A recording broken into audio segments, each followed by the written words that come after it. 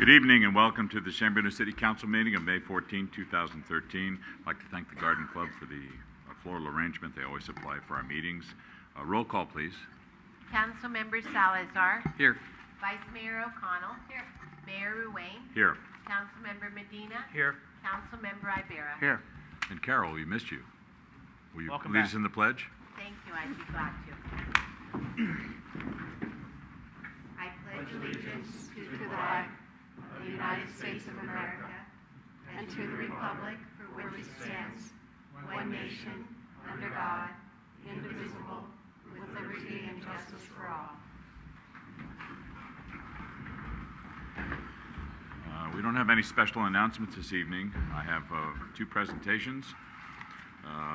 The first one is to present a proclamation declaring the week of May 12th to May 18th, 2013 as Police Week in San Bruno. I'd like to read this.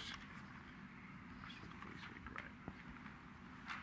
Whereas our community's public welfare and safety is greatly dependent upon our law enforcement officers, and whereas President John F. Kennedy first designated May 15th as Peace Officer Memorial Day in 1961 and declared that week National Police Week in recognition of the men and women who stand guard to protect the people of the United States with law enforcement.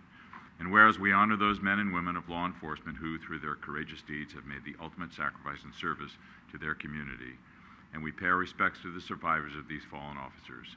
And whereas the members of the San Bruno Police Department play an essential role in protecting the rights and freedoms of the citizens of San Bruno by safeguarding life and property, by protecting our citizens against violence, disorder, and deception, and whereas the men and women of the San Bruno Police Department and all law enforcement officers unceasingly provide a vital public service despite the risks and hazards faced.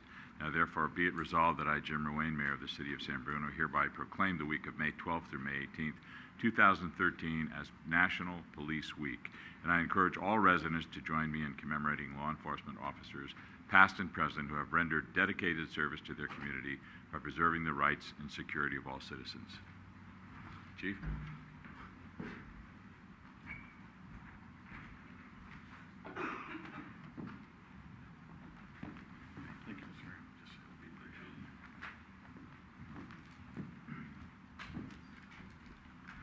Thank you, Honorable Mayor and members of the City Council.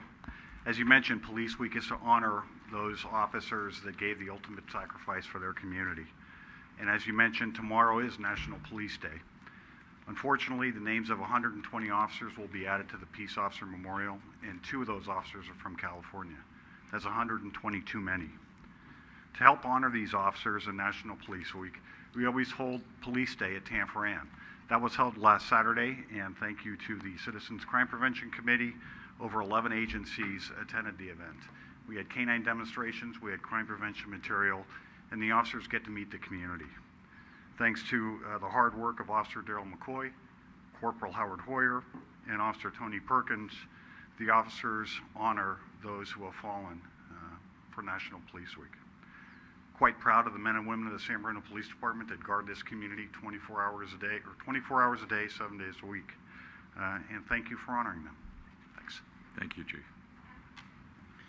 Our second presentation is a proclamation declaring the week of May 19th to 25th, 2013 as Public Works Week in San Bruno.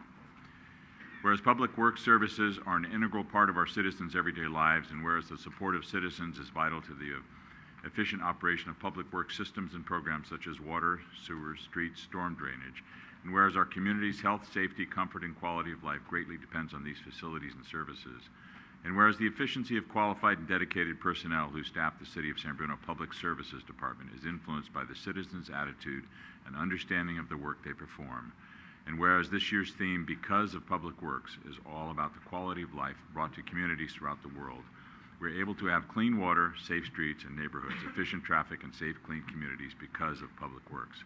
Now, therefore, I, Jim Ruane, Mayor of the City of San Bruno, proclaim May 19th through 25th, 2013 as Public Works Week in the City of San Bruno, and call upon our citizens and civic organizations to acquaint themselves with the issues involved in providing our public works to the community, to recognize the contributions that our public works officials and staff make every day to our health, safety, comfort, and quality of life.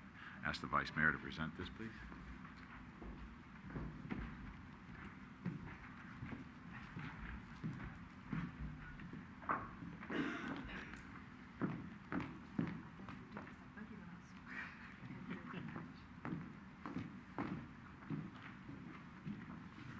Honorable Mayor, Council members, thank you very much for the kind word and also for your ongoing support for the work of the department. Our department employee would like to invite you to mark this special occasion on March 22nd, Wednesday, between 11 o'clock and 1 o'clock, with all of the residents also of the city for an open house where you can meet the employee of the department, and also they can tell you stories about their work, information about their work. I left a flyer on the table also if somebody wants to take the information. Thank you again. Thank you, Clara. Item number 5, review of the agenda. Any changes? Okay. Item number 6, approval of the minutes. We don't have any minutes this evening. Is that correct, Carol? Okay. Item number 7, consent calendar. All items are considered routine or implemented earlier council action and may be enacted by one motion. There will be no separate discussion unless requested by a council member, citizen, or staff. Any action on the consent calendar? Move to approve. Second. Motion and a second on the question. All in favor? Aye. Item number 8, public hearings. We do have a public hearing this evening. Hold a public hearing, waive the first reading, and introduce ordinance repealing Chapter 4.40 massage establishments and enacting new Chapter 4.40 massage establishments.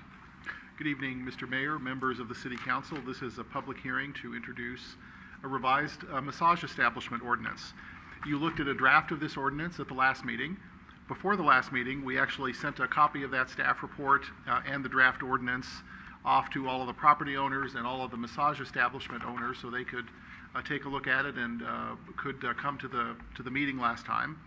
At that last meeting, you reviewed the draft ordinance. You made some comments about it. There was a member of the public who was actually the government affairs representative from the CAMTC. That's the California Massage Therapy Council, and they're the state organization that oversees the massage business. So we talked with her after the meeting and incorporated. She had some suggestions that she sent in writing. We made some of them we just responded to, but some of the suggestions she had for text changes we did add to the ordinance, and you'll see all of those in bold italics. Prior to this meeting, we also went ahead and sent the staff report and the ordinance again off to all the property owners and all the massage establishments, so they could be here and make any comments, and so we'd be sure that they'd be aware of the ordinance and what was being proposed. The ordinance that's in front of you tonight, we think, represents the best practices around the state for the current evolution of massage ordinances. As we talked about last time, state law does continue to constrain the city's ability to discover and prevent illegitimate massage establishments before they open. So we're now having to focus on more police and code enforcement. And we told you last time as well that that's going to involve a concerted effort from those departments as well as finance department and the city attorney's department as well. In any event, we've incorporated all of the changes in the ordinance that we think are appropriate. You have it in front of you in your packet. So we recommend that you open the public hearing, take any additional testimony, and I'd be happy to answer any questions. And if not, then we ask that you waive the first reading and introduce the ordinance, and we would return at the next meeting for its adoption.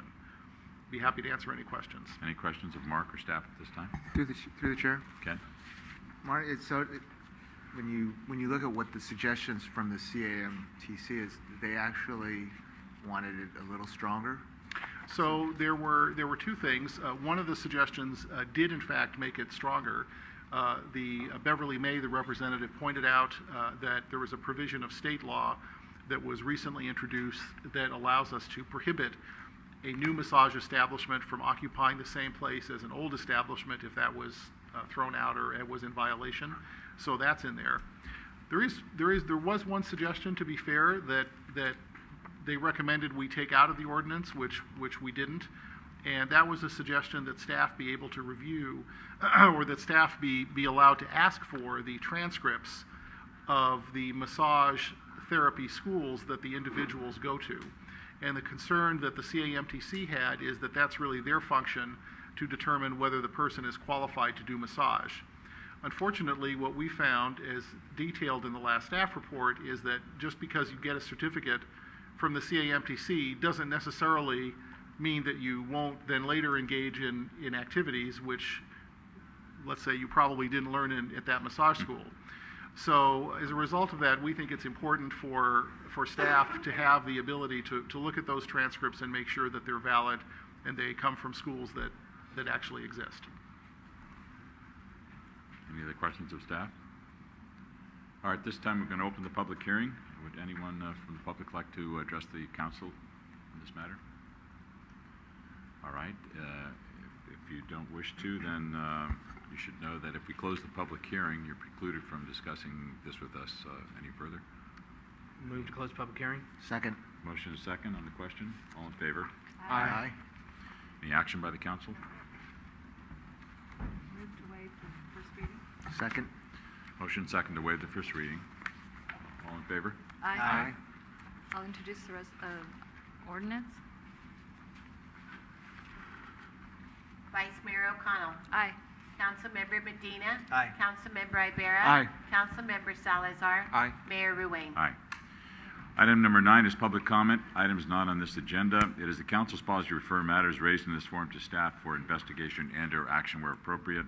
The Brown Act prohibits the council from discussing or acting upon any matter not agendized pursuant to state law. Would anyone like to address the council under public comment?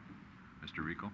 Robert Rico. I'm here as the current chair of the Crime Prevention Committee, just to let you and the viewing public know that the Crime Prevention Committee of 7 has 3 openings, and it's making it very hard for us to effectively serve the community. City Clerk Carol Bonner has applications. You can get application, I believe, online.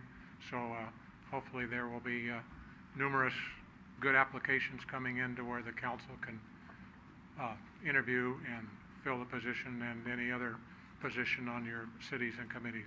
Thank you. Thank you. Anyone else? Okay. Item number 10, conduct of business. First item is adopt a resolution authorizing the City of San Bruno to join the California State Association of Counties, CSAC, Excess Insurance Authority.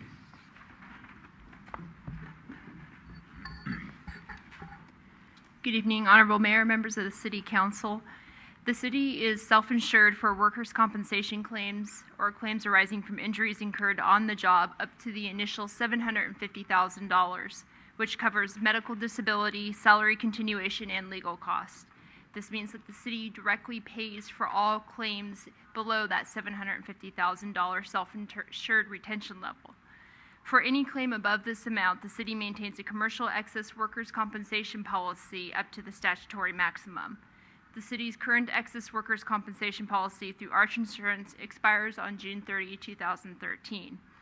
As part of the renewal process, quotes for coverage were requested from several different commercial insurance groups and evaluated along with other options for insurance coverage, which includes risk pools. As you may be aware, the city currently participates in a risk pool, the ABAG risk pool, for coverage for the liability and property programs. The benefit of a risk pool is that they are typically able to secure more competitive pricing for insurance coverage due to their significant membership volume, and they have the ability to smooth out the market volatility from year to year, so that results in more consistent pricing typically. In evaluating these options, city staff found that many neighboring agencies are currently participating and obtaining excess workers' compensation insurance through the California State Association of Counties, also referred to as CSAC, Excess Insurance Authority, including South San Francisco, Belmont, and Redwood City. The CSAC Excess Workers' Compensation Program provides special coverage features that are not available in many other commercial insurance programs, which includes coverage for volunteers, and they also do not have a terrorism exclusion, which is something that is difficult to find in the commercial marketplace. In addition, the city has the ability to lower its self-insured retention level to as low as $125,000 through participation in this program. In the current commercial market, it is difficult, almost impossible to go below the $750,000 amount without very much significantly increasing the premium. The city's cost to participate in the CSAC Excess Workers' Compensation Program is estimated to be about $85,000 to maintain a $750,000 SIR. That's about $60,000 less than what we paid this year for our commercial insurance coverage. In addition, staff is evaluating potentially dropping the self-insured retention amount to $500,000, which would still be below the current year premium that is paid. However, in the last 8 years, just for your frame of reference, no claim has actually exceeded the $750,000 SIR. So to participate in the CSAC EIA, the city would need to adopt the attached resolution authorizing the city to become a member of the Joint Powers Authority. And this resolution would authorize the city manager to execute the necessary documents authorizing the city's participation in the excess workers' compensation program. And once the city joins the pool, we would have to remain in the pool for 1 year and then could leave at any time. That concludes my presentation. I'm happy to answer any questions. Any questions of staff? Action by the council? I'll introduce the resolution. Councilmember Ibera. Aye. Councilmember Salazar. Aye. Councilmember Medina. Aye. Vice Mayor O'Connell. Aye. Mayor Ruane. Aye. Item 10B, adopt a resolution authorizing the city manager to execute a contract with JJR Construction, Inc. for the sidewalk repair program in the amount of $399,187 and approving the construction contract budget in the amount of $459,065.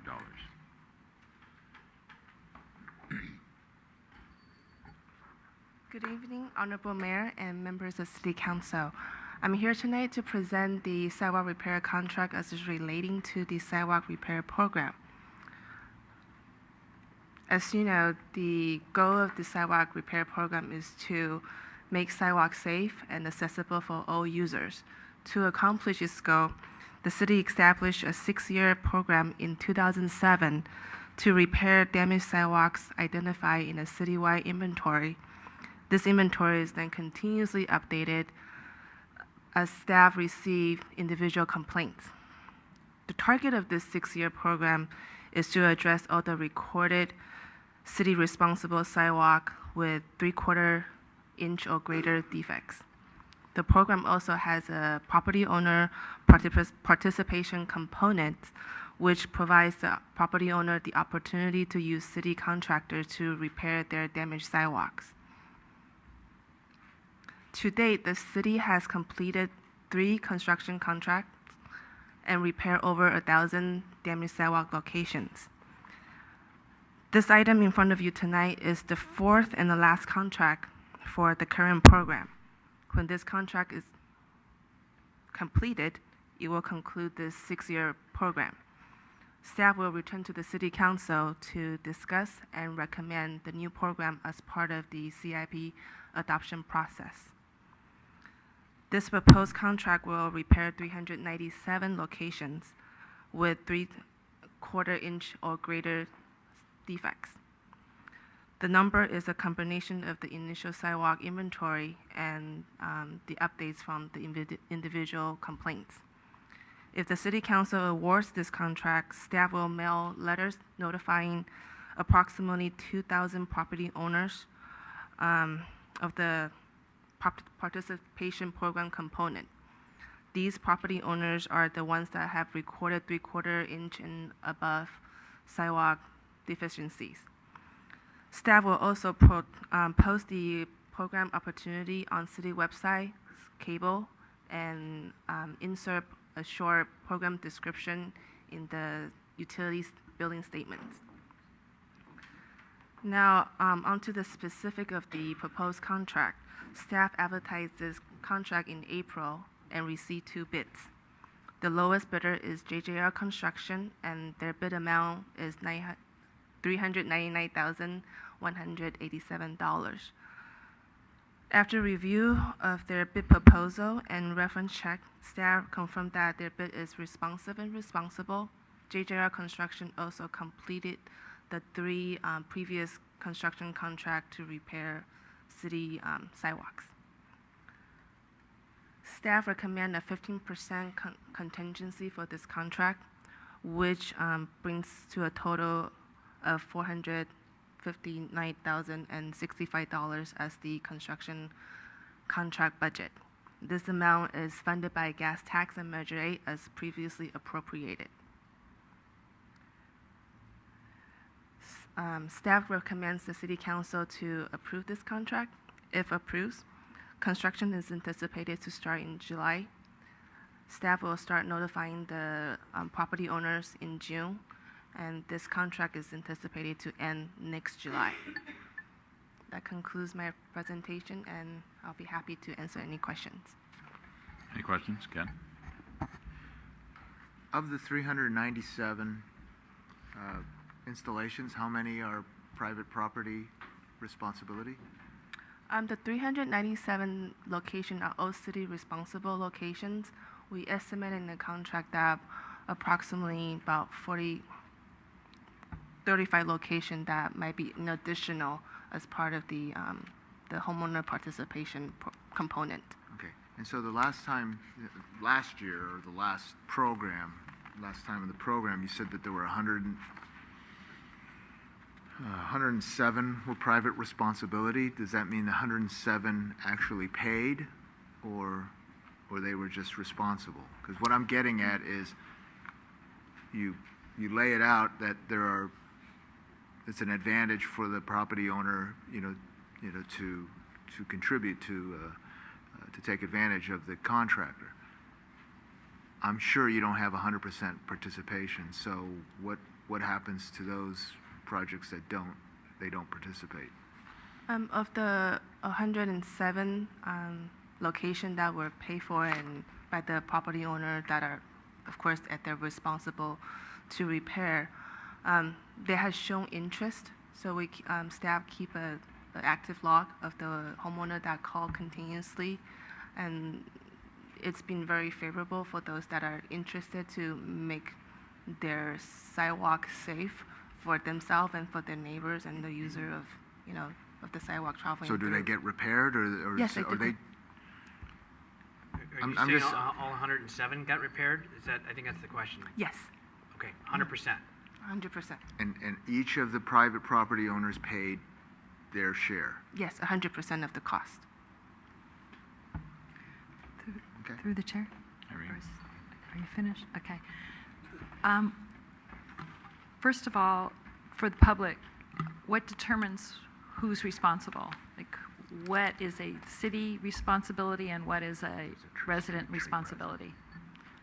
Generally, is city responsible locations are next to a city maintained and city owned and city maintained tree.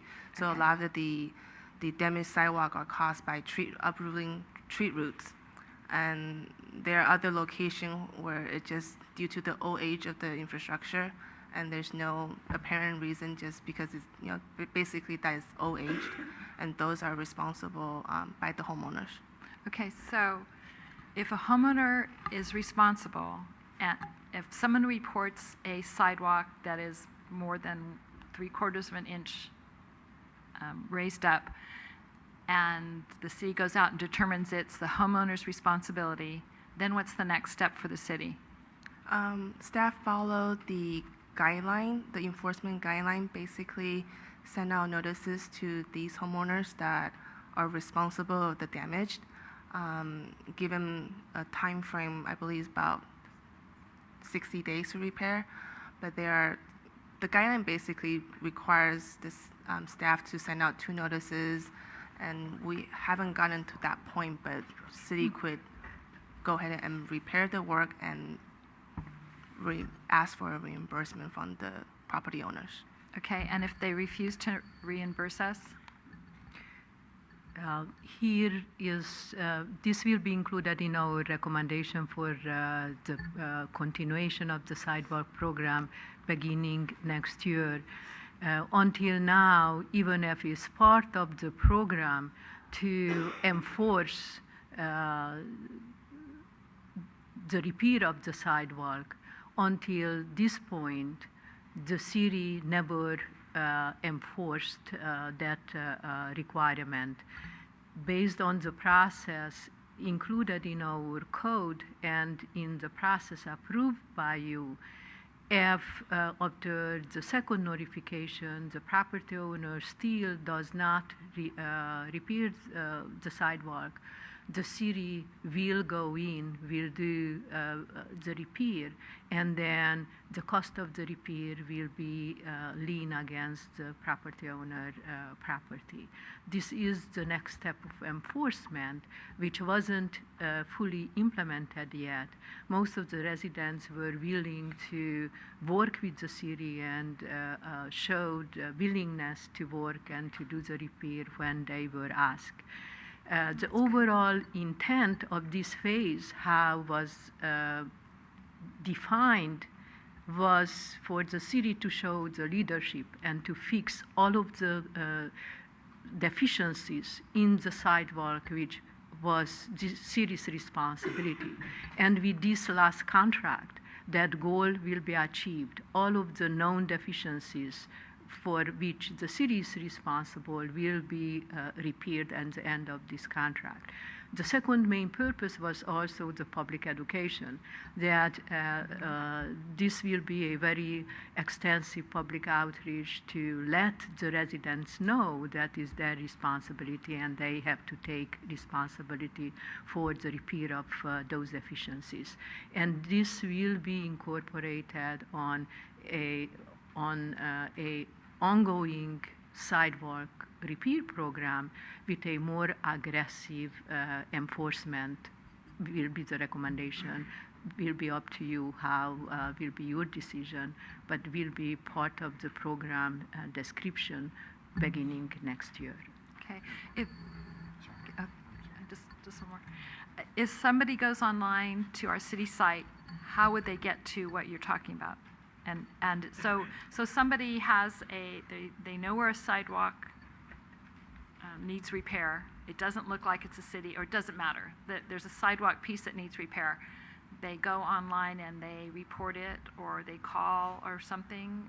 Would they be able to be told at that time, yes, that's on our program, or no, it's not, or how are we working with that? I think there's a street property damage hotline through the web. So they can either send an inquiry online, and then it's automatically forwarded to the responsible department. And then a lot of residents actually called in and report a complaint. And the city inspector will go out and verify the damage.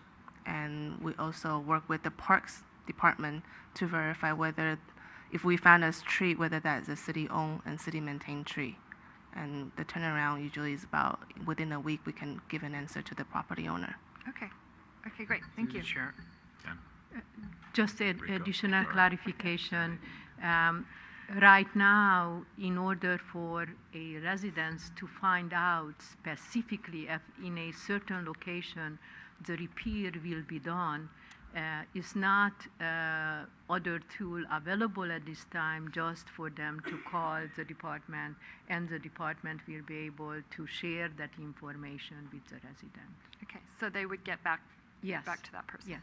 Okay, as long as they don't have to wait around too long. That's good. I know this has been going on. When was the last time we've had the sidewalk surveyed? Does it go back 6 years, 5 years, or how old is the list we're operating off?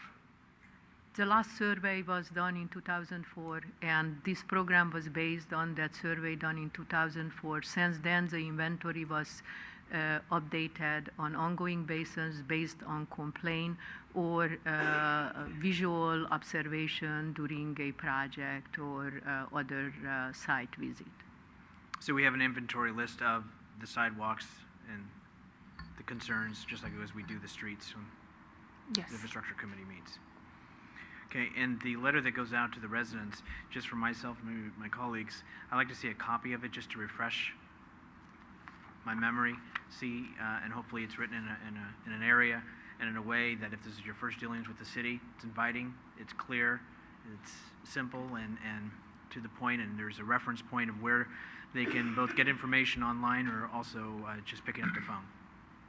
Okay. Irene?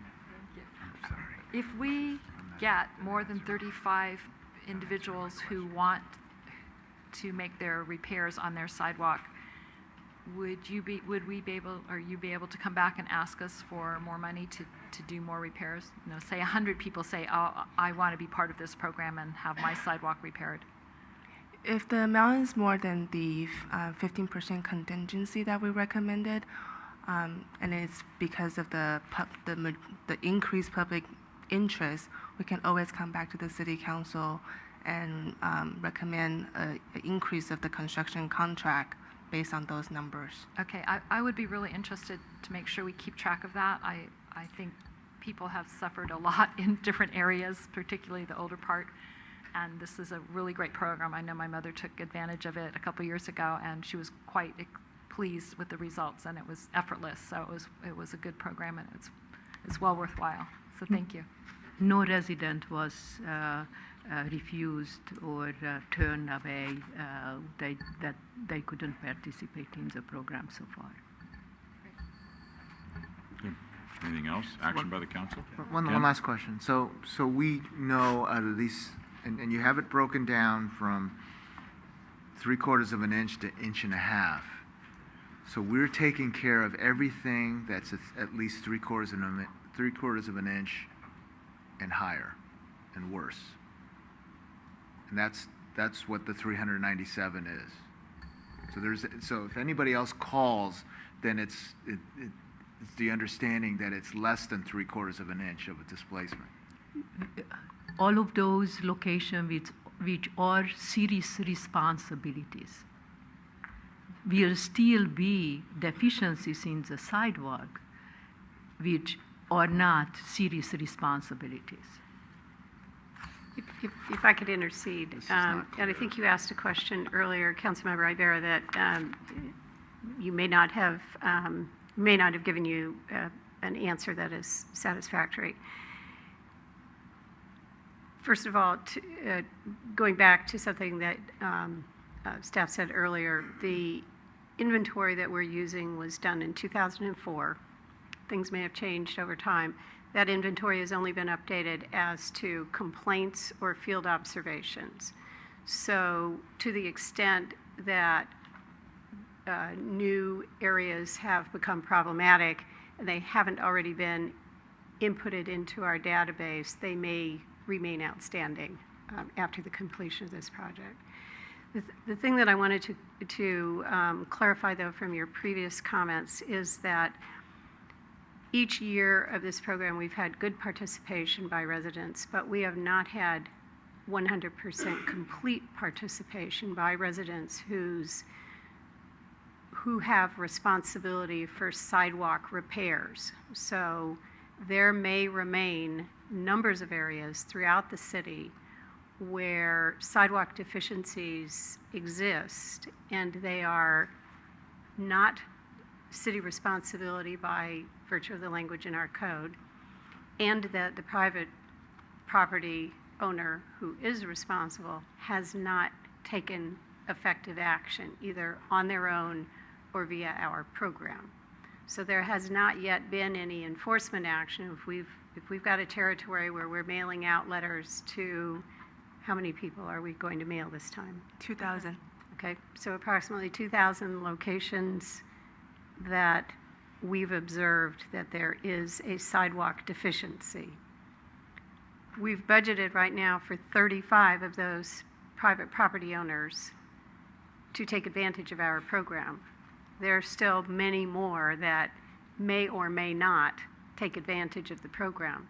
So I want to be clear that this program, as good as it has been in making headway and demonstrating leadership by the city that we're serious about sidewalk repairs and that we're going to do our part, has not yet required private property owners to do what they're responsible to do. Thank you. That was a little clearer. My concern is that it's not really clear in the staff report that these are just strictly city responsible. I mean, I just caught that it was because due to trees and things. So, and I understand that being on the subcommittee that the city will take responsibility of sidewalk problems that are clearly or even closely related to a tree, tree or infrastructure.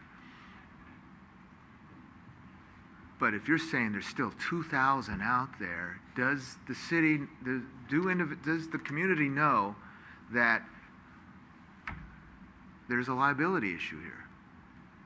What's going to happen when someone trips over that thing? Is there going to be a, pointing fingers saying that's the city's responsibility? No, that's your property owner's responsibility. While someone is in the hospital because of a tripping hazard. So I think it's great that we're doing it and everything, but now that I'm finding out that there's still, and property owners are, who knows, how they're reacting. Some people have more, concern for their property, visually or whatever than others. Some may not even know. But what I don't want previous programs that are letting these people off or something, and then all of a sudden we get into a stronger program, a stronger phase, and now we're really leaning properties, whereas possibly, I just want an understanding that we didn't let property owners off the hook in the previous program. Okay.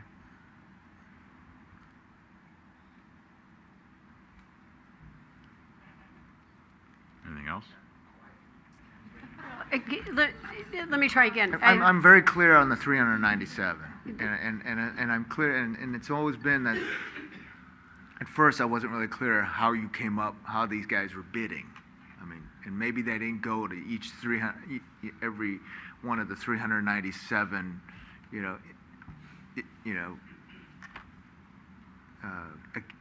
cases and look at it and go, okay, I'm going to charge this much, or I'm going to charge this much, and that's how I come up with $399,000. Because it's a whole section of sidewalk that gets taken out. So I think it needs to be a little more informative how they're coming up with it and how those 397 and what is still left. Thanks. I just want to re-emphasize that the enforcement piece of the program wasn't implemented. After the second letter, the city has the right to go in to do the repair and then to basically hold the property owner responsible. That phase wasn't implemented or wasn't really enforced. How was discussed and how Tina indicated that will be part of our discussion during the CIP recommendation based on our preliminary discussion with the city manager. Our recommendation will be to go by zones and to have each year a inspection done by the city inspector in that zone, and then to focus on all sidewalk repair in that given neighborhood, and to force also property owners to fix their sidewalk. If they are not, then the city will go in, will do the repair, and will hold them financially responsible. Anything else? I'll introduce the resolution. Vice Mayor O'Connell. Aye. Councilmember Medina. Aye. Councilmember Ibarra. Aye. Councilmember Salazar. Aye. Mayor Ruane. Aye. Item 10C, adopt a resolution approving property owner notice and protest process for 2013-2014 garbage rate increase proposed by Recology of San Bruno.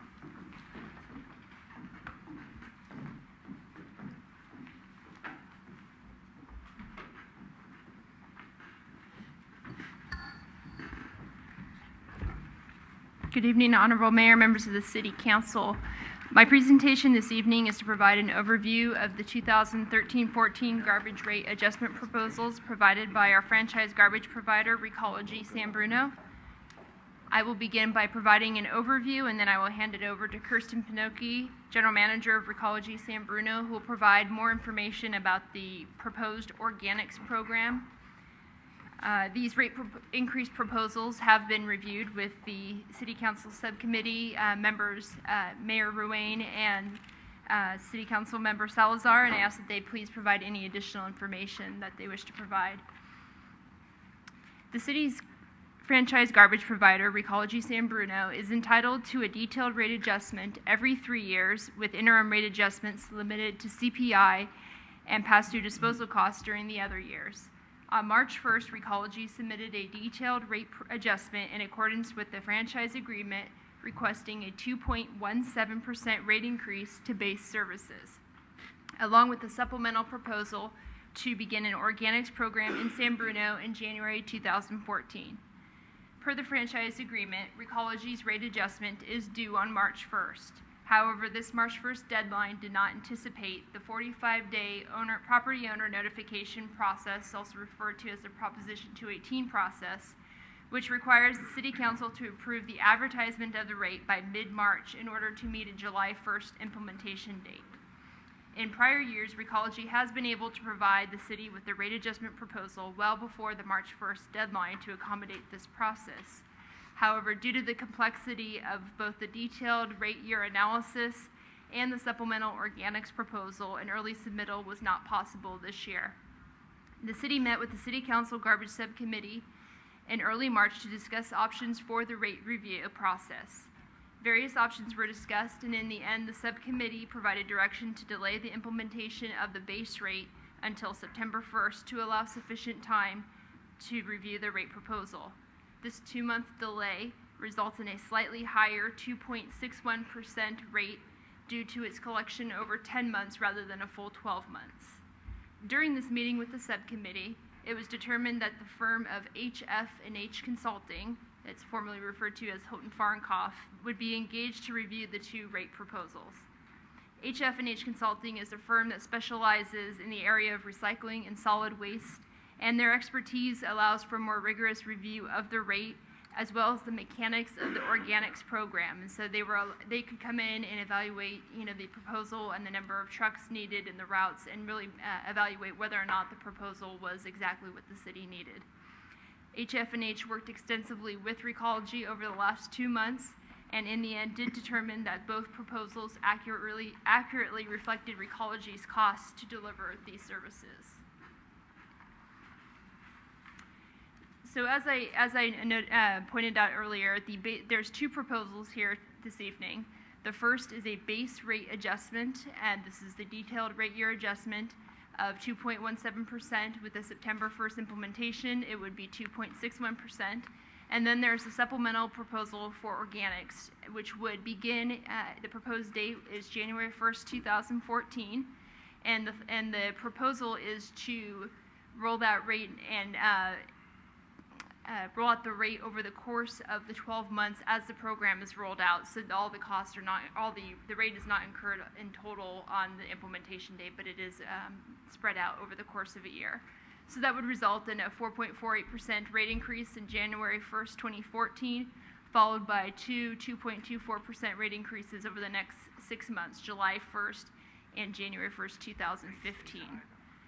Keep in mind, July 1st, 2014, Recology will be eligible for an interim year rate adjustment, so the exact rate at January 1st, 2015 is not yet known.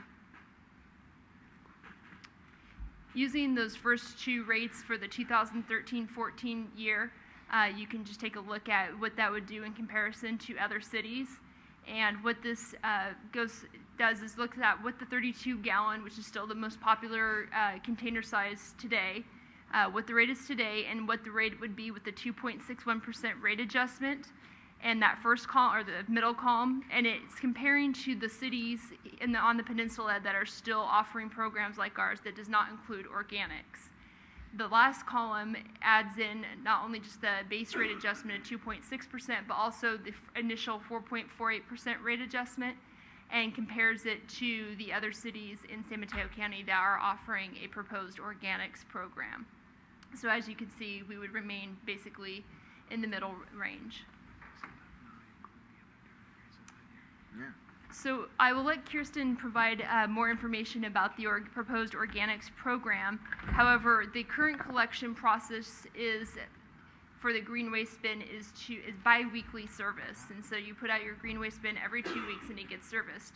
If the city were to move to organics, the biggest change and what's one of the biggest cost drivers is that that service becomes a weekly service because food goes into the green waste bin. So that would require the addition of 3 new trucks and addition of new routes to accommodate that weekly service, moving from biweekly to weekly service. So that is the most notable change, and at this point I'll hand it over to Kirsten to provide more information about the proposed organics program. Thanks, Kim. As Kim mentioned, the proposed organics program is moving us from a biweekly to a weekly collection service. The additional items that will be allowed in the green cart will now include not only the grass and lawn clippings that you put in there now, you'll be allowed to put in food and soiled paper products into the green cart. And again, in order to make this program happen, Kim mentioned we needed 3 new trucks, 2 residential and 1 commercial, all 3 being biodiesel trucks. We kept with the biodiesel to keep the overall cost of the program as low as possible. A council member before had raised concern about the increase in our carbon footprint by adding 2 additional trucks on the streets. We researched this, and city staff also reached out to Hilton Farncroft, and both of those resulted in there's no scientific data available to provide an affirmative answer to that question at this time. The end result of where the compost will go to the processor, the end result will be a nutrient-rich compost. This program in San Bruno will be what's considered a bagless program. No bags are allowed in this program. We do understand that cities down the peninsula are allowed to use biodegradable bags in their kitchen pails. That would result in a much higher processing cost of the material, which would result in a higher cost to the residents of the city.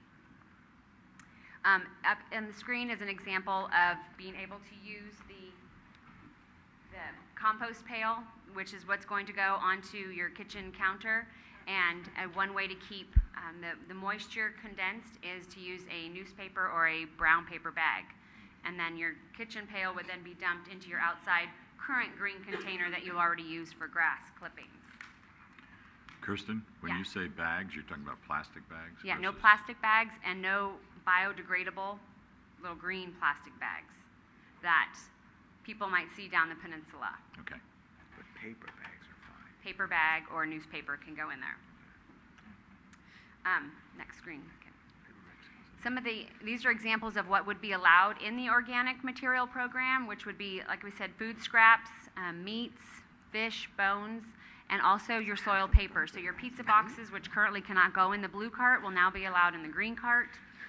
Paper napkins, your paper plates, and your paper coffee cups can all go in there along with your grass clippings and leaves. This is an example of the process that organic material will go through. It goes from your plate to your compost pail on your kitchen counter or under your kitchen counter, wherever you choose to use it. You then take it out and you dump it into your green container. Recology will then come weekly and service and empty the contents of that container, which then is brought to our transfer station, which then is hauled into a tractor trailer, taken to our processor, and the end result is the beautiful, what they call black gold in the corner of compost. Being a part of an organic program in San Bruno will actually allow the city to host compost giveaways. So it's another great feature for our city to be able to give out some of this compost to our residents.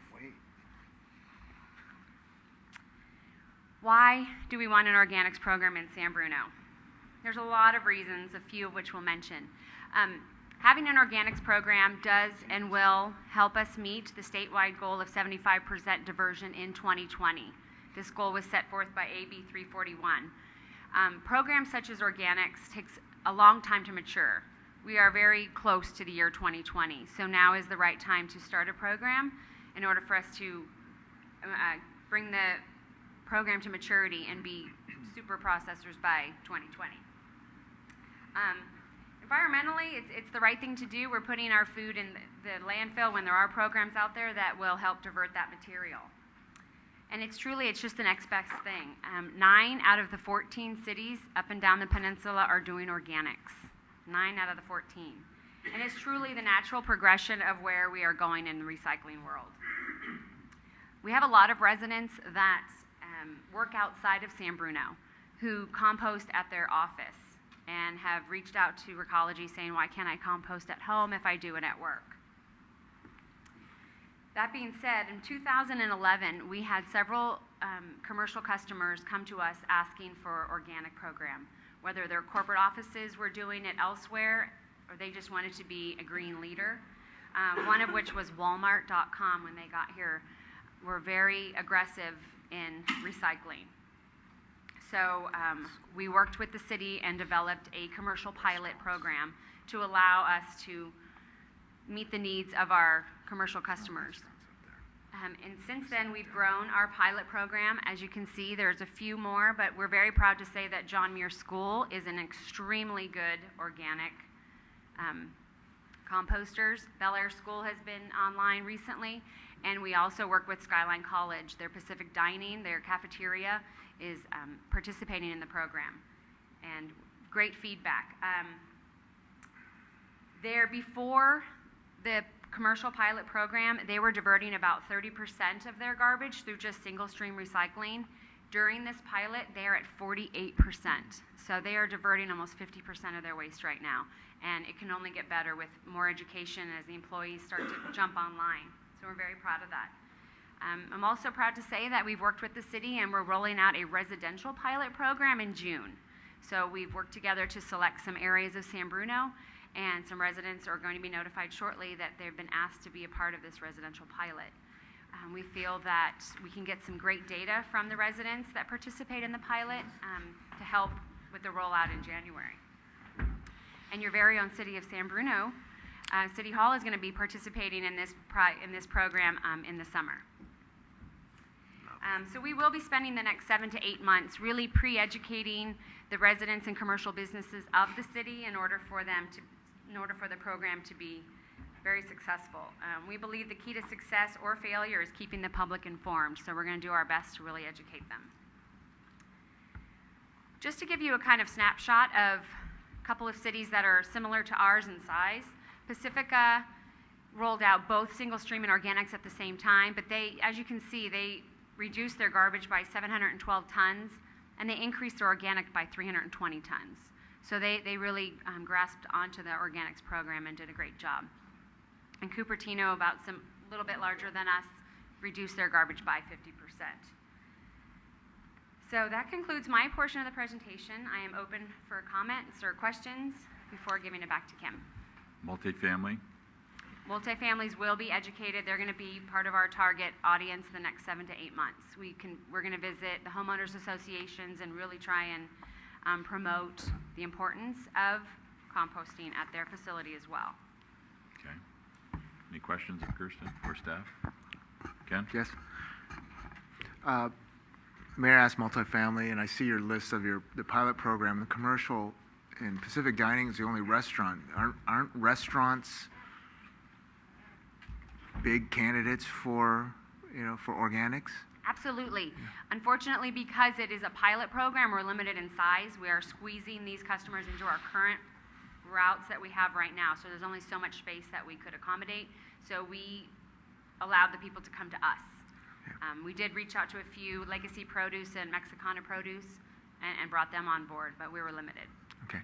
I'm going to bring up the old argument. Mm-hmm. 2.6% here, 2.4% here, and everything. And by month, it's not a big deal. Now we're going quarterly. And each time from way back when we started recycling with the bins and everything, everyone questioned, well, why are you charging us more? We're doing,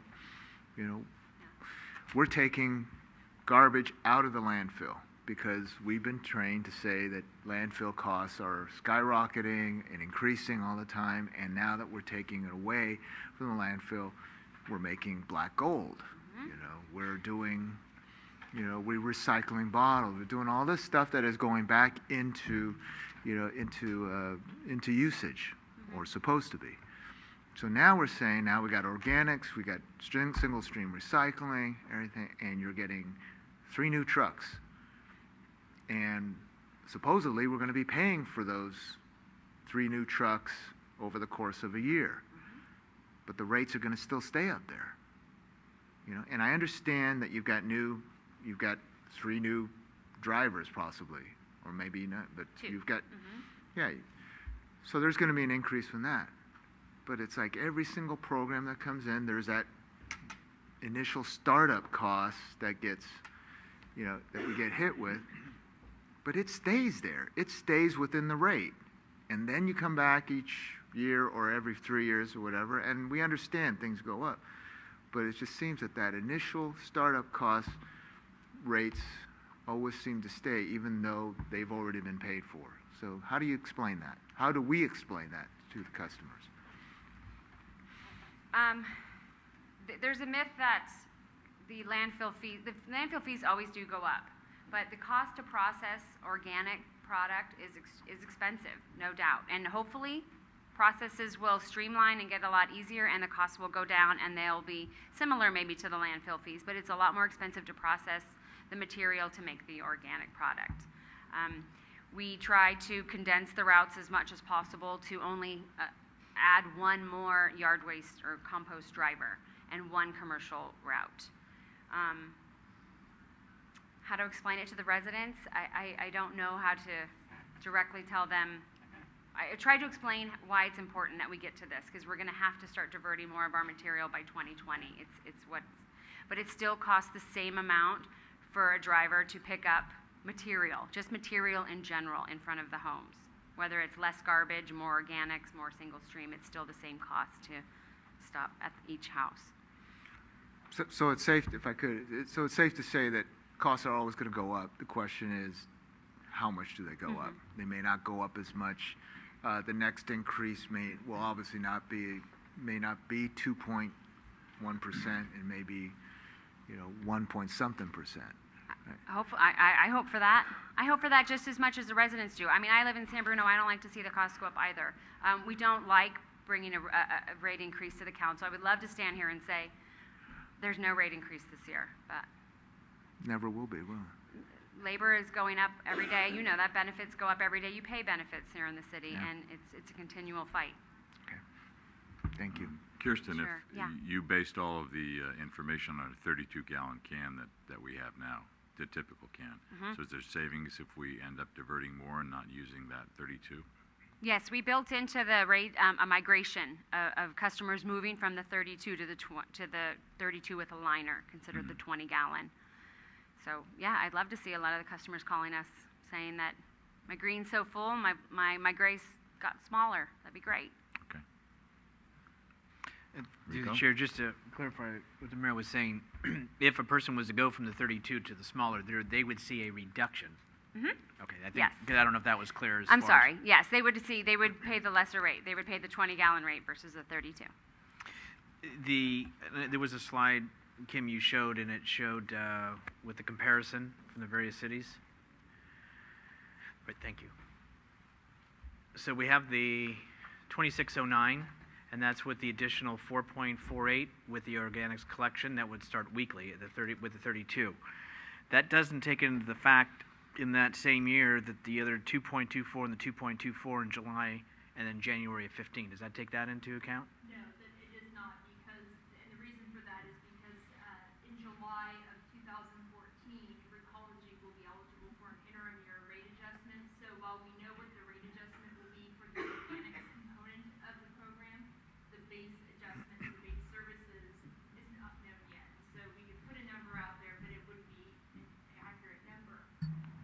Sorry. My apologies. It wouldn't be an accurate number given that we don't know what that rate adjustment will be next year. So that's why we only did the first 2 portions of the rate adjustment. Just for your own information, I mean, I just ran the numbers, including the other 2 rate adjustments, and just assumed what a 1.5% base rate adjustment would be for next year. What would the rate look like? And it would be just below $28. $27.68 is what I calculated to be. So assuming that, Recology's interim year rate adjustment was somewhere in the 1.5% range next year, next July, and then come January 2015, we've implemented the last 2 rate adjustments for organics, we would still be just below $28. And so you can kind of take a look at where that would fall on this spectrum with the other cities. I appreciate that. I think that's important to have noted, but I also think, because just by looking at that, until I was just dissecting it, a little asterisk or something, because it's very clear. Don't get me wrong. It's not like you're withholding information. I'm not trying to even infer that. But at the same time, we are talking about 2 more increases, and we are talking about a next increase, which is the regular process. So in essence, in the bigger scheme of things, we're talking for organics, if my math's right, about an 8.9% increase, in addition to another increase that will come again. Correct. Okay. So my other to the manager is, and as the council member said, and correctly so, that labor and cost of doing business doesn't go down. We know that.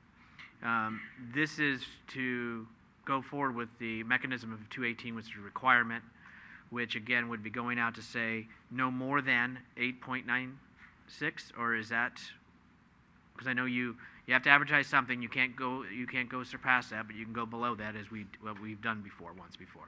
So my thought would be, if the council chooses to move forward with both the base rate adjustment and the organics, would be to clearly advertise the full rate, and we could take the approach of advertising the 2 rate adjustments that they will see during the 2013-14 year and make it very clear that come the 2014-15 rate year, there will be 2 additional 2.24% rate adjustments still coming that year. We just don't know what the exact dollar rate will be until next July.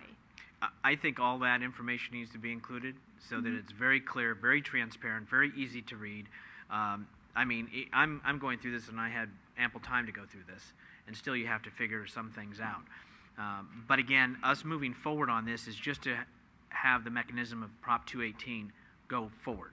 It does not authorize, it does not cement what the rate will be or if the organic program goes forward. Is that correct?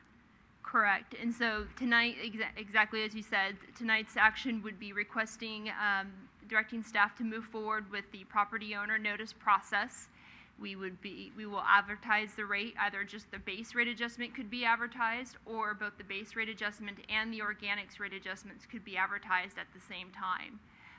The rate, given the 45-day period, the public hearing and the introduction of the rate ordinance would not occur until the first meeting in July 9th. And so that's when the actual decision about adopting the rate would have to take place. Okay. Thank you. Yes, Irene? Thank you. Kirsten, I'm interested in the pilot. How are you going to implement it? How long is it going to last? What kind of information are you looking for? Good question. The pilot, we're going to be sending out the notices in the next several days to the customers that were chosen. We're going to give them an opt-out deadline of May 24th. That doesn't mean that if they call us on May 26th, we won't honor their wishes. They'll have that option to call us and say, I don't want to be part of this program, I have no interest. And then we will, the following week, the last week of May, we'll deliver the kitchen pails to those pilot customers and begin servicing weekly for those customers on June 3rd. The pilot will run until citywide organics rolls out. We're not going to start them and educate them and then take it away. It's going to be a continual program. They will roll right into organics when it rolls out citywide. Okay, so what mechanism are you going to use to gather information from these people? Because that's not what I'm assuming you're doing the pilot for. Yes. Okay. So we've already done we've taken a look already at who's participating in just yard waste, and we've taken a look at the tonnage that we've collected. So that's phase 1. Okay. Now when we roll it out, 4 months or so into the program, we'll take another snapshot and see the increase in participation and the increase in tonnage, so we can see how much we pulled out of the waste stream on these pilot customers.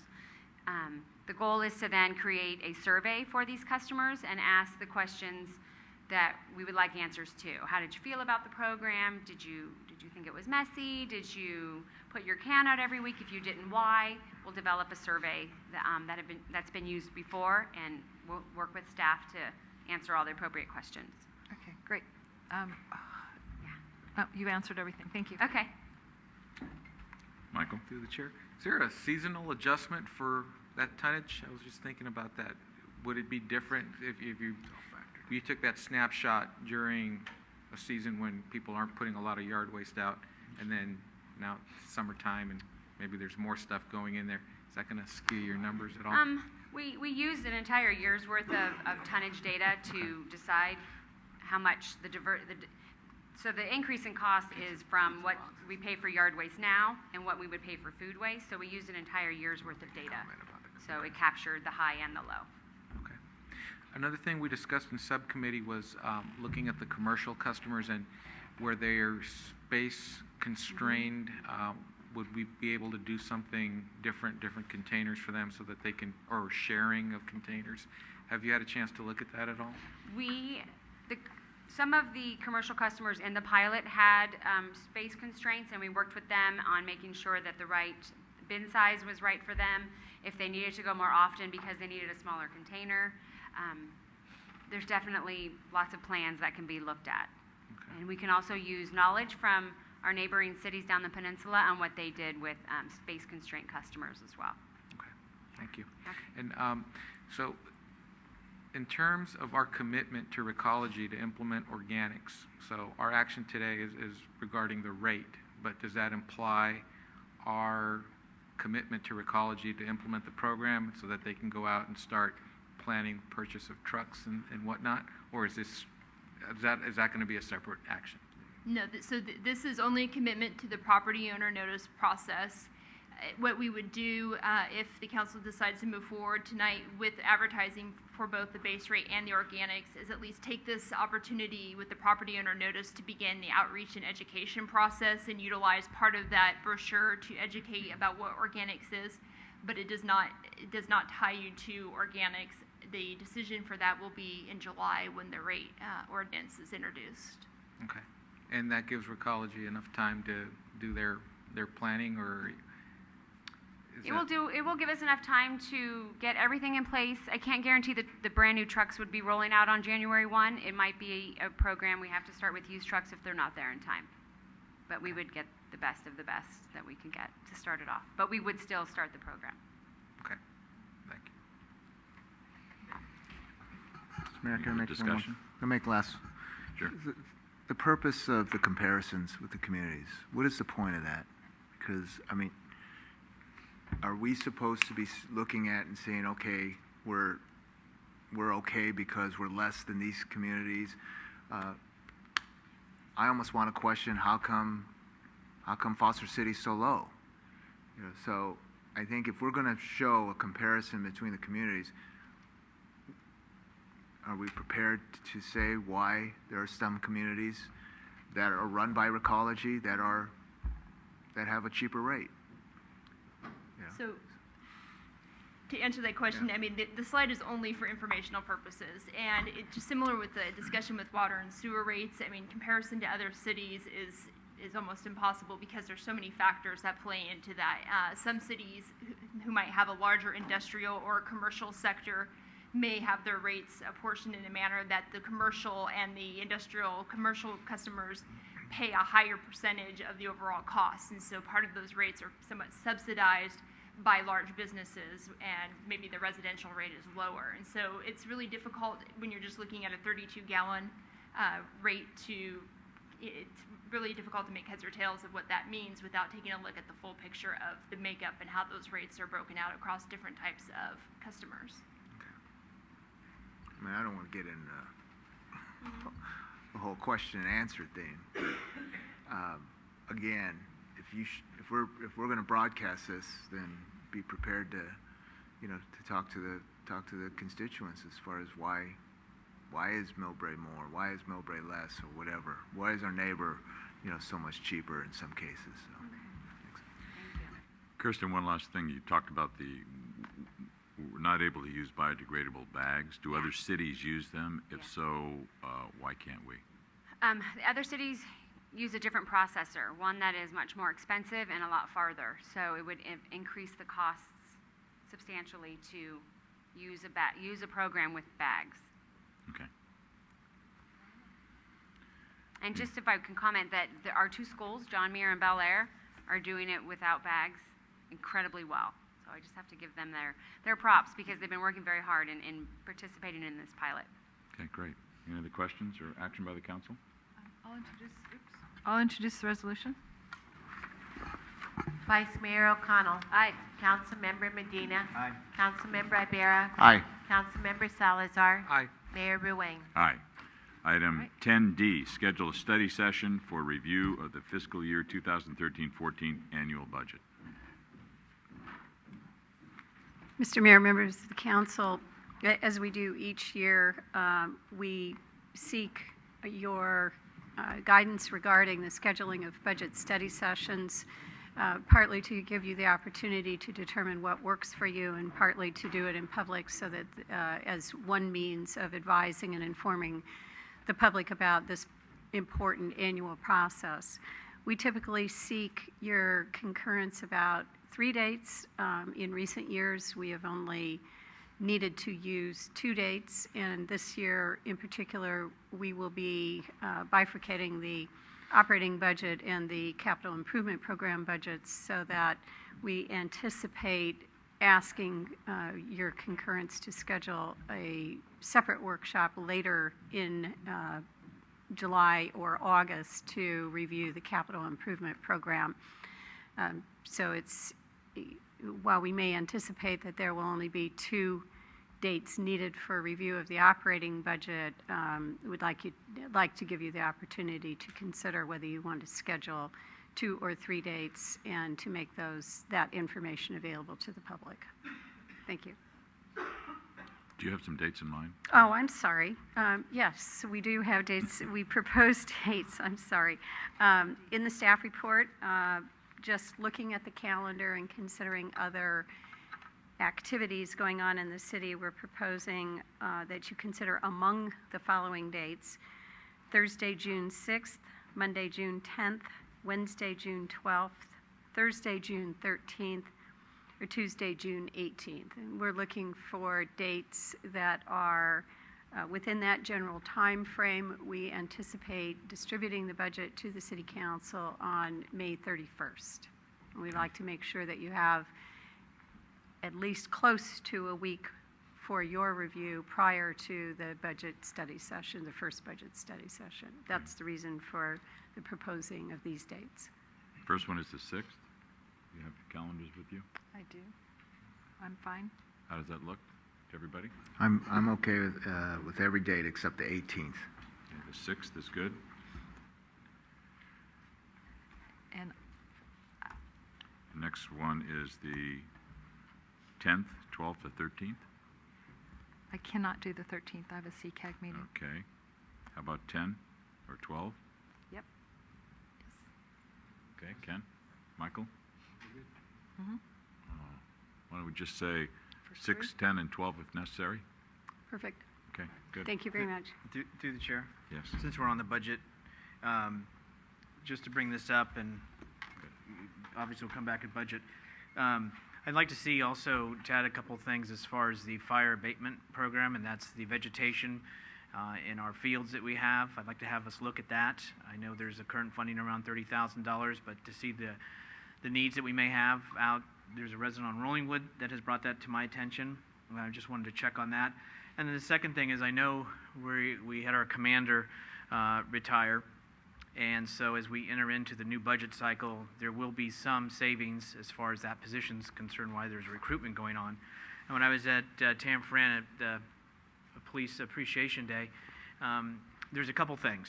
One, I'd like to see, I don't know how you do this, and this is Kim figure out the financing, but the monies that we're going to save, and I know you can't just reallocate it, but in some ways, the literature, the information, the brochures that we have need to be updated, and there needs to be a little bit of investment and infusion that is distributed by the Crime Prevention Committee as well as the Explorer program.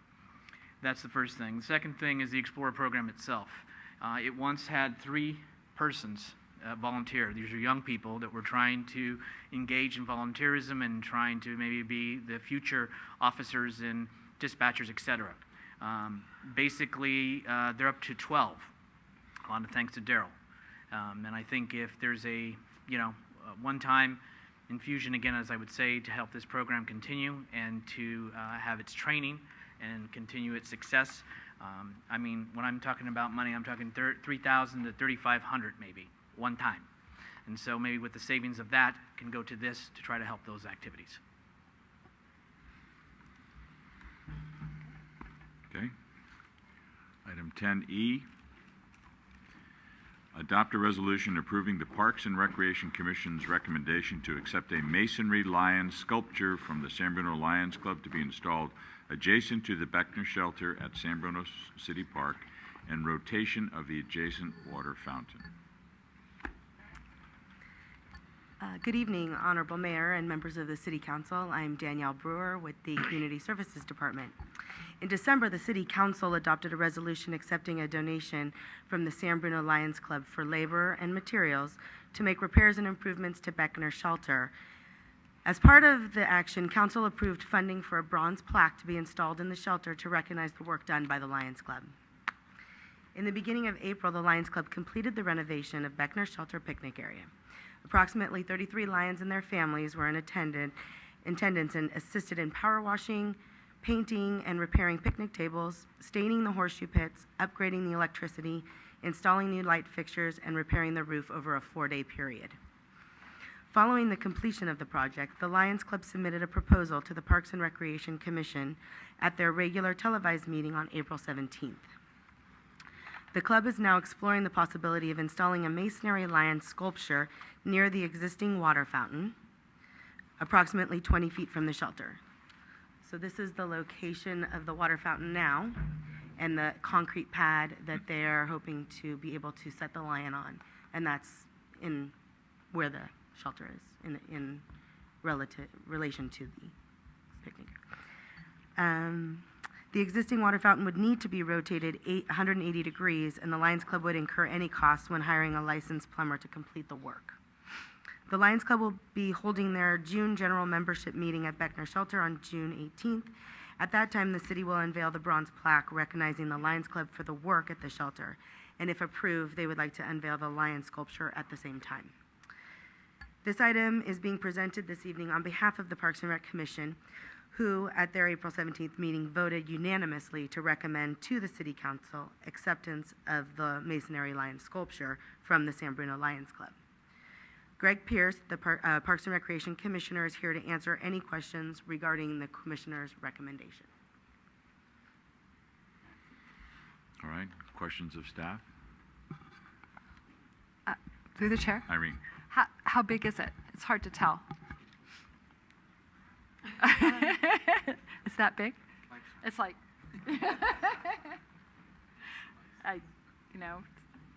And 2 what feet, material is it 3 also? feet? Is it? It's cast concrete. Is it going to be secured so somebody can't tip it over? And is it going to be safe if kids play on it? Because it's pretty cool looking. Well, to answer the first question, good evening, my name is Greg Pierce. I am with the Park and Rec Commission. It is not quite life-size. It's about, was it 14 inches tall? I think it's 24 inches tall and about 2 to 3 feet long. It's a masonry used very similar to what is used in cemeteries and other parks departments throughout California. And it would be secured to the ground. Irene? And then could it be graffiti coated so that if anyone graffitis it could be washed off fairly easily? Absolutely. That was taken into consideration, and also taken into consideration is the fact that the Lions would take ownership for this statue and be responsible for any cleaning up that would be necessary. Okay, thank you. Jen? Greg, can you expound on any discussion between the commissioners at that meeting? The commissioners accepted the idea. The commissioners were thrilled that a service organization took on the responsibility of making the repairs to Beckner Shelter. And I can tell you that the Lions are excited at the possibility of the city establishing a facility adoption process wherein they could probably adopt Beckner Shelter and perform yearly and or as necessary repairs to maintain it in the condition it is now. I was more concerned about discussion about the lion. Was there any comments made or any questions regarding the lion? The commissioners were pleased with everything that was presented. Michael, anything? No. Rico, anything? No. All right, I have an issue. And the issue is this.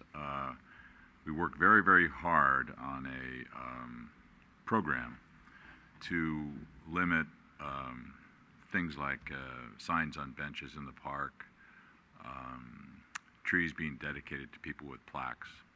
Worked very hard for a number of years to do a sculpture so that we could recognize in one particular location memorials or appreciation for different people, organizations, groups, whatever happened to be.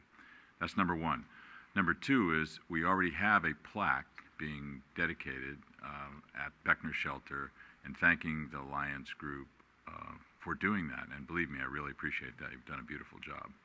So I just see a little disassociation with a lion that's going to be sitting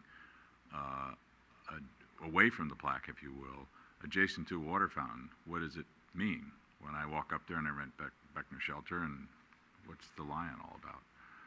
I just have a little problem with that because I think it sends the wrong message to a lot of people that have asked us as council members to say, wait a minute, you know, my husband passed away and I really want to do some memorial for him down at the park, but you have this restriction. And so I think it sends a message that in some ways the Lions have an exception here, and that's fine.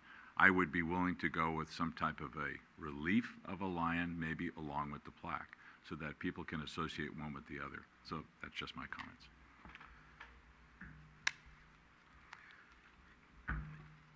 I don't know how to answer that question other than to tell you that the lion would be just a simple lion. There's no writing that goes along with the lion. It just gives it a sense of lionism, so to speak. It's in no way an attempt to bring any attention to the lion. It's just a park statuary.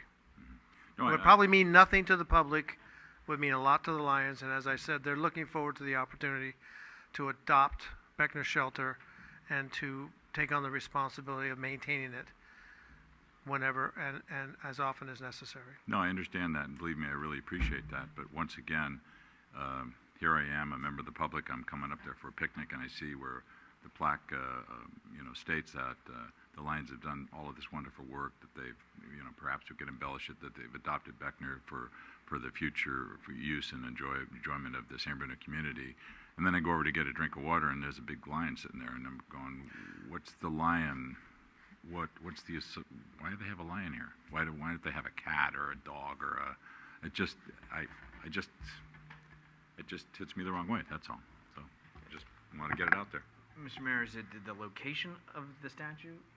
If it was more proportionate closer to the plaque, are you saying, and then it quantifies what it represents, or? Well, I don't think closer to the plaque would make a whole lot of difference because it might be more awkward if it's closer to the plaque. I mean, you could be a tripping hazard or something, but like I said, if you wanted to substantiate the fact that a lion, a physical lion, was the symbol of your organization, and in fact you had the plaque up there, which could be in fact a little bit larger, and embellish it with a relief of a lion's head, something like that, I think you associate one with the other, and I think I would appreciate that more, but that's just me.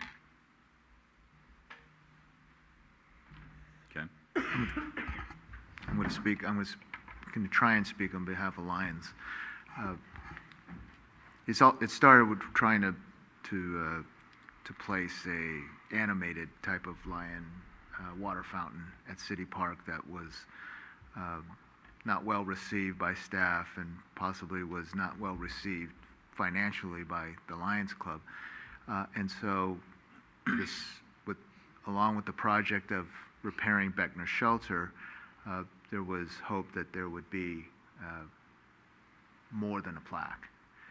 So when you ask why a lion, I think that's going to be the conversation piece over time, is that the lion is there because the Lions, have done a lot to Beckner Shelter without necessarily having the logo there and calling it Lions Shelter or Beckner Shelter by the Lions or something.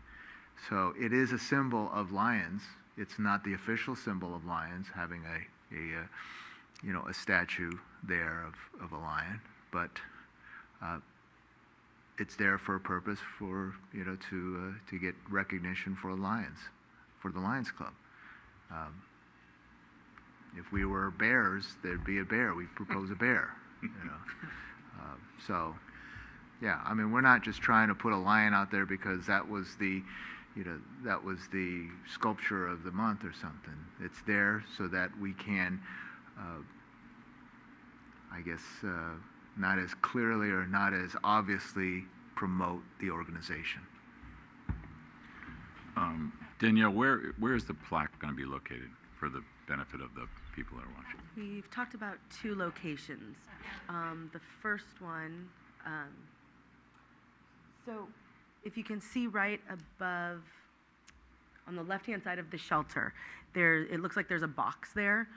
That's one location. We've already talked about moving the hose box that's there, as the hose is a good place for the kids to climb up from to the roof. So we want to move that anyway. So it would be a good location to put the plaque there. The other location is in the far right-hand corner of the shelter. So those were the 2 locations that we discussed amongst staff as well as with the Lions. Mm-hmm. The far back on the right-hand side. So you can see it, it's right by the pathway. And we thought that would be a nice location because people walk to and from the restroom that way, as well as to the Diamond or on the pathway if they're coming through from Beckner down to the park. So that would be noticeable there. Okay. Well, don't get me wrong. I appreciate what you've done, and I appreciate your organization because you do an awful lot for this city. It just, to me, if I was, a guest of someone at Beckner Shelter, I'd go down there and I'd see the plaque, and then I'd walk over and I'd see this lion. What does a lion mean? Maybe, I don't know, just throw this out. Maybe we could associate the plaque and the lion together. Brass plaque in front or something like that. So it ties it in. That's just my thought. Through the chair, I think the tying in is helpful. You said, Mr. Mayor, I think too many times there's something somewhere that we really don't know the history behind it. I mean, we had Posey Park, and until the bushes got cut away, there's a huge boulder that Jerry Minford's name was on it in regards to some improvements that were downtown. Who knew? But had that rock not been there with something that quantified what that was, I would have never known. But there was something symbolic years ago that happened. I think tying it together, I think makes sense. I think what's important too is that, in the end of the day, it's about people giving back. It's about a group giving the resources to help out a community that ultimately is asking for help, like in the Adoptive Park and other things that we're embarking upon that we ask every day. So I think if it can be tied together, I think it might address the mayor's concern, and I think then give the correlation to one to the other. Through the chair. Irene? Hi. Danielle, or Carrie, could you go back to the lion statue? Is there a reason it can't be attached to the front of the lion or on the side or something? We have a statue in front of the library, or just adjacent to the library, that was donated by Carlton Corners Association. There's no particular association between Carlton Corners and the statue itself and what is happening with the statue or the library either. It just says they serve children for over 80 years almost, and that was it. And the plaque's there, but people get to enjoy the statue. So I think the points are well taken, and I think that it's kind of fun to have a lion there, and people can, why not associate it with the organization, even though it's not the official symbol. It's a lion, so. Is there an objection to putting the plaque on the lion itself, on the base of the lion? Speaking for the Park and Rec Commission, I don't think they would be, but I'd want to ask or propose it to them first. But I think we did discuss it at one time. Yeah, we would have to see if there's the ability first to put it on the actual lion. There's other options. We could get a rock, such as Councilmember Medina was talking about at Posey Park, and place it next to the lion with the plaque. So there are options, and I think that we can make something work where they're together. And through the chair, at Bob Greenberg Field, we have the boulder, the rock, with the plaque. We have Mark Gaynor. I can go down. We have, over Public Works. In Millbrae, there's a park that has a statue of a lion that I was looking at today. It's not named Lions Field, and I don't know if the average person would know why it's there, but it's attributed and dedicated. The park is dedicated to an individual who happened to have been or is a lion. And so, but I don't think anybody says, well, it's Lions Park. So I think some of the discussion that has been here would help make that work. Sorry. Ken?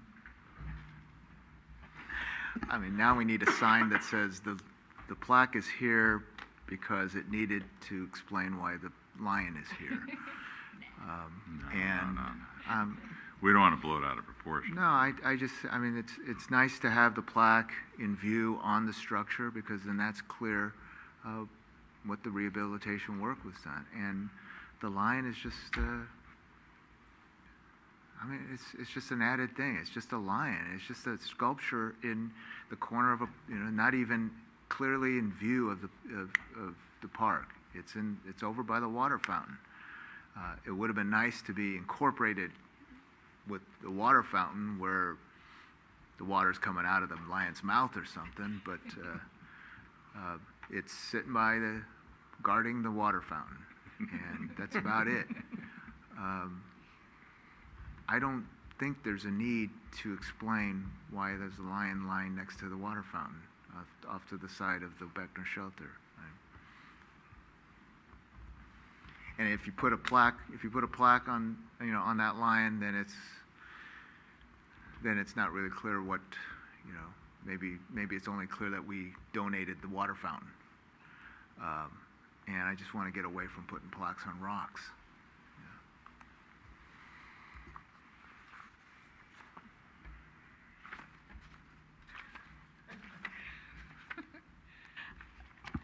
I see it's a resolution.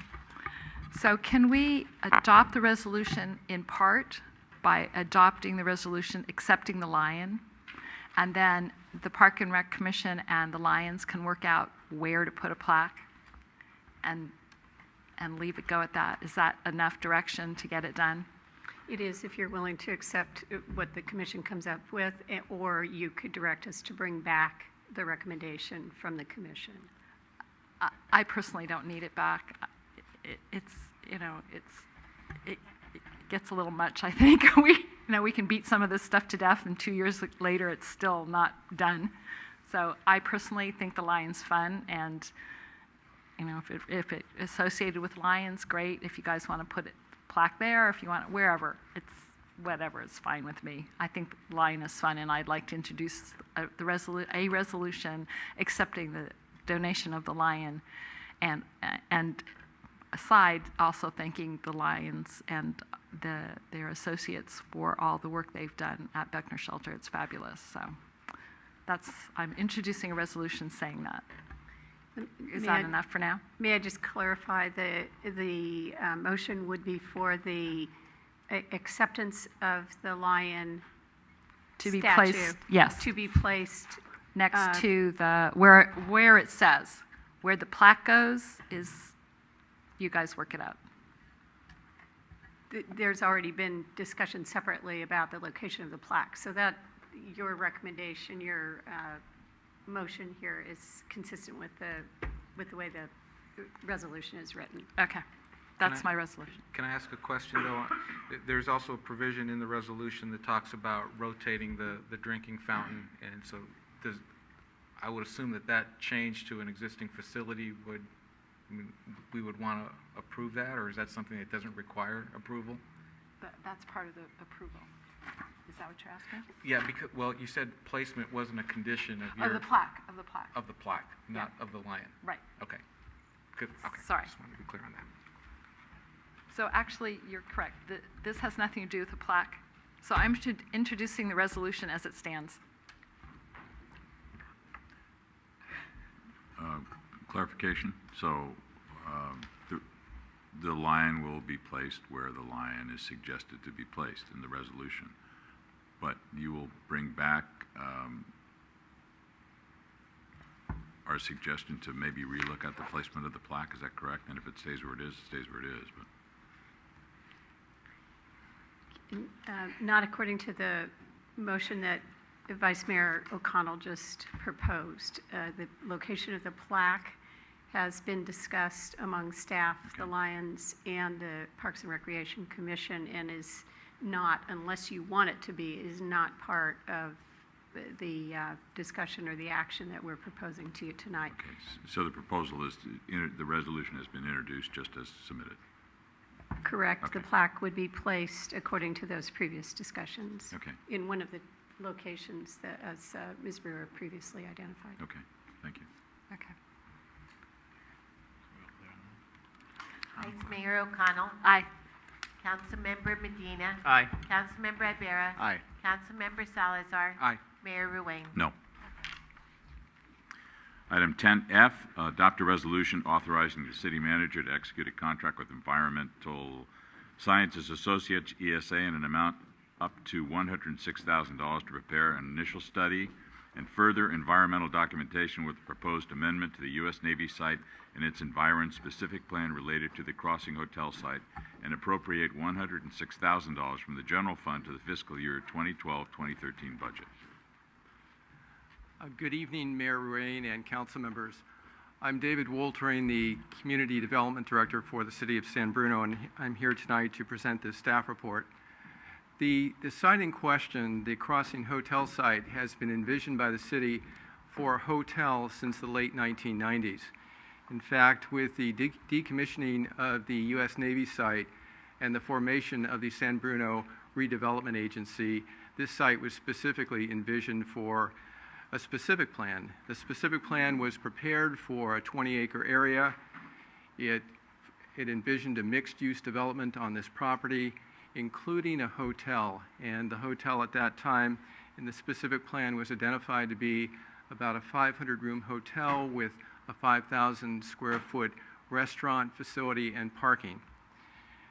In 2001, the specific plan was adopted. A certified EIR was also prepared and approved by the city. And then in 2001, that document was amended to allow for residential development within the 20-acre overall area. It was also amended in 2005 to allow for commercial development to occur in a more concentrated format along El Camino Real. In 2007, the city had a feasibility study prepared to look at hotel development within this plan area and determined based on that feasibility study that it would be preferable to look at a smaller select service hotel versus a larger full-service hotel being, say, 500 rooms or so in size. And the reason for that, the study was assessing the market conditions at that time and felt that the select service smaller hotel of, say, 120 rooms or more with 3,000 square feet of meeting space would be more appropriate for this site. In the meantime, the property has been developed, and over the last 10 years or so, most of the property, except for about an acre and a half, has been developed, and that acre and a half is the remaining area for a hotel. In October of 2012, the city prepared and distributed an RFP, a request for proposals, to prospective hotel developers to see what the interest would be in actually developing a select service hotel of, say, 120 rooms or more on this site. The RFP was well received. The city received 5 proposals. The city evaluated those proposals. The staff identified a particular developer, OTO Development, that seemed to be the preferred developer to proceed ahead with the project, made a recommendation to the City Council to go forward with OTO Development earlier this year in 2013. And in fact, the City Council received the city staff recommendation and moved forward to indicate that the city would go forward and negotiate an exclusive negotiating rights agreement with OTO for a select service hotel on that site. And that was earlier this year in February. We're at this point that we have a prospective hotel developer. We have a site that's about 1.5 acre in size. And clearly the originally envisioned 500-room hotel on a much larger site is no longer appropriate for that location. There's a need Consequently, to amend the specific plan, the city staff is prepared at this point to amend the specific plan based on the proposals that were received for a select service smaller hotel. The amendment to the specific plan will require further environmental review in accordance with the California Environmental Quality Act. Staff has put out an RFP, a request for proposals, to various firms to receive proposals on doing that environmental document, and the information we've gotten back suggests that a detailed initial study would be the first step to evaluate what the appropriate environmental document would be. And in terms of the environmental documentation, that could range, say, from an addendum to the existing environmental document to a more detailed, more thorough analysis, which would either be a supplemental EIR, environmental impact report, or subsequent environmental impact report. And so with that, we've identified, of the proposers on the RFP, we've identified ESA, Environmental Sciences Associates, as being the firm that was most responsive to our request for proposals. That's the firm that prepared the original EIR for the specific plan for this site. They also did the environmental documentation for the two addendum that were prepared in 2001 and 2005. So they seem best positioned, most knowledgeable about the site to proceed ahead with the environmental documentation. The proposal we received envisions preparing an initial study that would look at changes in the project. As I mentioned, at one point we were looking at a 500-room hotel or so on this site. It's now 120 rooms plus. The site has been reduced in size. So the initial study would look at changes in the project. It would look at changes in conditions. This area is now, this particular site is mostly developed. And of course, since 2005, the last time the environmental documentation was prepared on this project, there have been some changes in conditions. And of course, the environmental initial study would look at new information. Since 2005, there's a requirement to do greenhouse gas emission studies that wasn't in place in 2005. So ESA Associates would look at changes to the project, changes to conditions and new information, as well as assess standard initial study issues such as traffic conditions, soils and geology, and other environmental factors. We're anticipating that that environmental work would take somewhere between 6 to 12 months to prepare, and the cost would range up to $106,000 to prepare the necessary environmental documentation. And that assumes, $106,000 assumes basically a subsequent, a more thorough environmental analysis. With that, we feel it's timely to proceed with this, and we are recommending this evening that you authorize the city manager to execute a contract with ESA, Environmental Services Associates, in the amount up to $106,000 to prepare an initial study, an initial environmental study, and further environmental documentation as may be needed based on that initial study to support the amendment to the U.S. Navy site and its environment-specific plan. And that relates to the changes I talked about in terms of the hotel size and site. And then also to appropriate up to $106,000 from the general fund to fund this project. We've prepared a resolution for you this evening that's attached to the staff report for your consideration, and our recommendation tonight is to go forward and adopt that resolution. That concludes my report. I'd be happy to respond to any questions. Thank you. Thank you. Any questions of staff or action? Through the chair. Michael? Back in the good old days of redevelopment, we could take some general fund money or reserve and loan it to the agency and then track that money and get that back at some point. Mm-hmm. So now we don't have that mechanism anymore, and we're going to make essentially an investment of public funds in this project. And I'm wondering, do we have any mechanism now that we could use to sort of track the return on that investment over the years and figure out, how good of an investment it was for us? think the way that I would answer that question is that once the hotel is built, we will be able, the answer is yes, we will be able to evaluate the return on that investment in transient occupancy taxes. And we would certainly expect that that return would be sufficient enough that that cost would be recovered in a very, very short time based on initial projections in any case. It's also possible that you could dedicate, if you wanted to, although transient occupancy tax typically goes into the general fund, you could earmark it as amounts reimbursed directly from TOT, that doesn't represent any kind of increase in annual operating revenue until that amount is paid off, or something similar to that if it was council's desire or intent.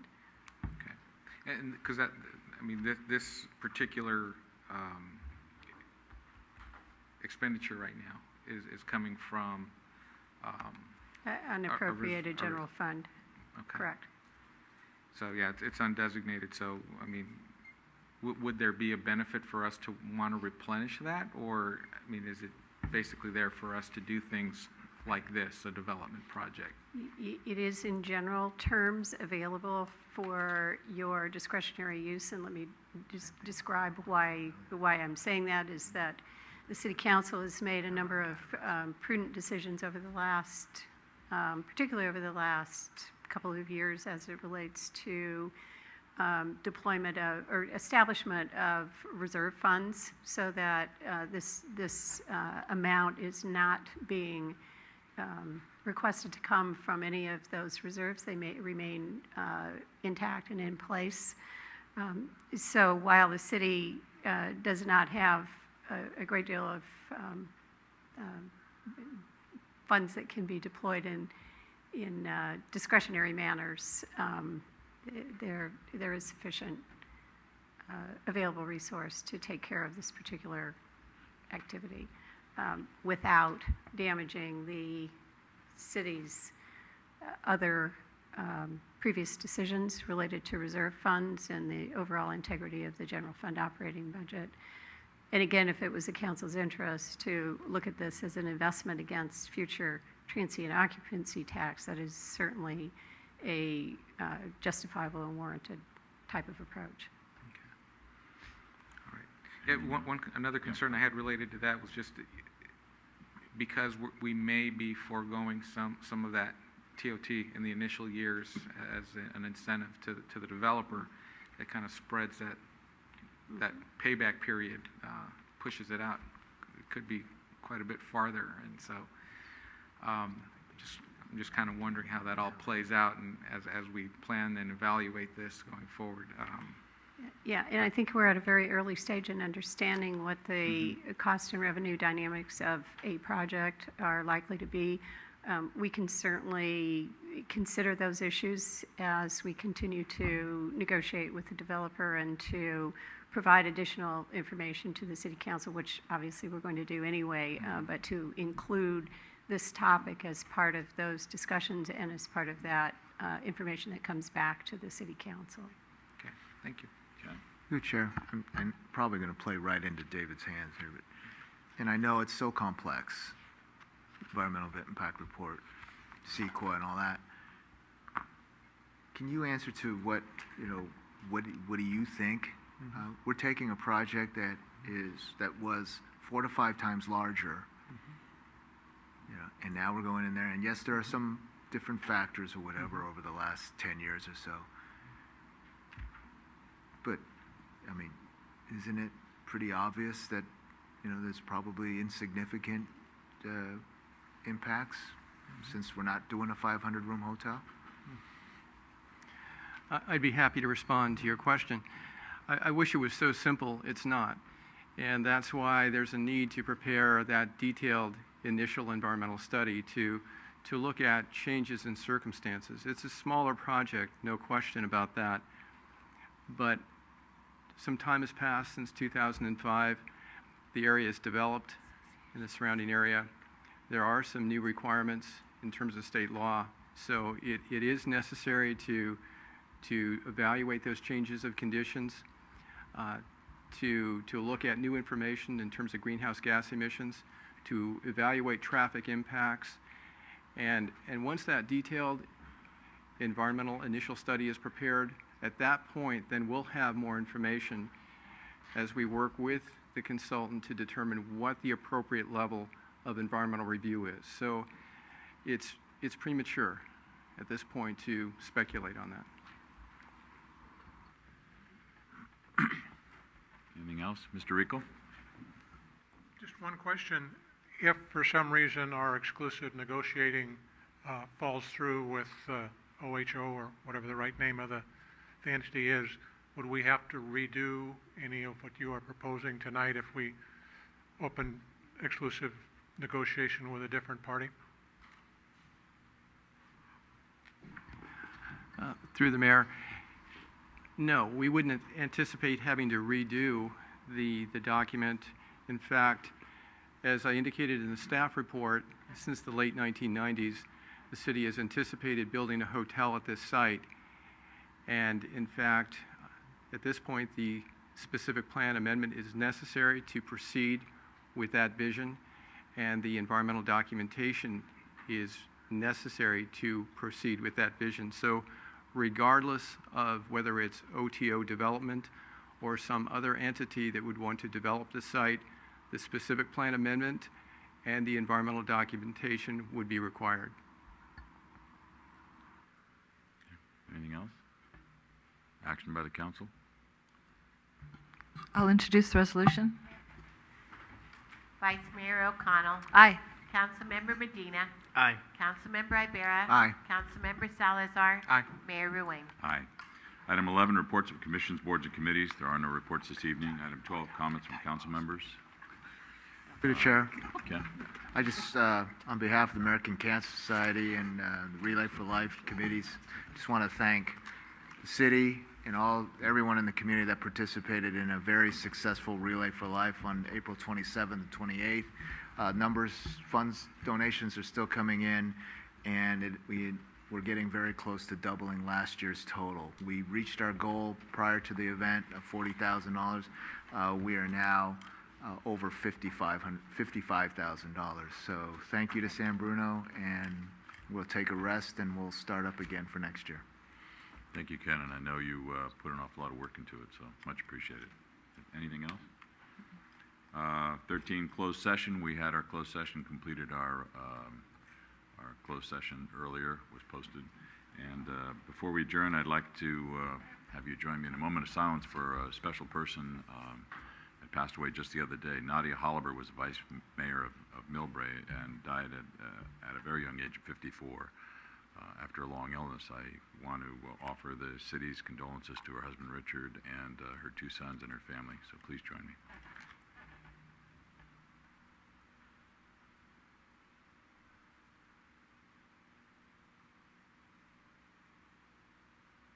Thank you. This meeting is adjourned.